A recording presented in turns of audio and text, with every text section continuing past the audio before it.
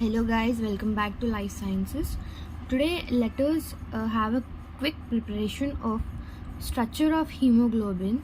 Hemoglobin is a red color protein present in our blood, and the hemoglobin is the reason for the blood to present in red color. And hemoglobin is the combination of two words. They are heme and globin. Heme and globin gives rise to hemoglobin, where heme is the iron and globin. The iron binds to globin molecules to give rise to hemoglobin. The hemoglobin binds to 4 oxygen molecules in the RBC cells, and these hemoglobin levels are measured to check the oxygen carrying capacity in our blood. And if there is low hemoglobin, it might result in anemia. And hemoglobin also controls blood flow and blood pressure. And the passage of hemoglobin into our tissue is the surrounding air is entered into our body, and this air contains oxygen, which leads to inspiration. This is called as inspiration, right? And the inspired oxygen enters into lungs. Through lungs, the oxygen enters into RBC, and through RBC, the oxygen enters into cells and tissues of these cells. And after this, the carbon dioxide releases as the byproduct.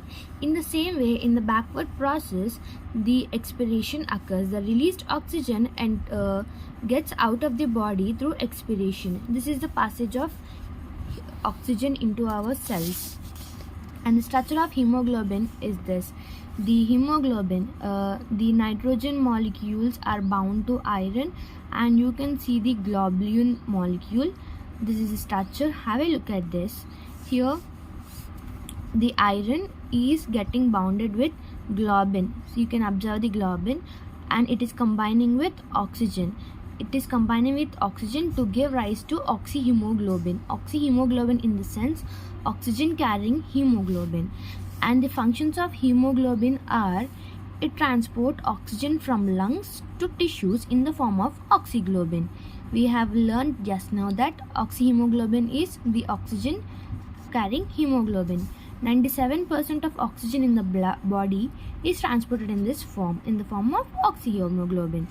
It transports carbon dioxide from tissue to lungs in the form of carboxyhemoglobin. If it carries oxygen, it is called as oxyhemoglobin. If it carries carbon dioxide, it is called as carboxyhemoglobin, right? And which forms 30% of carbon dioxide that is transported in the body.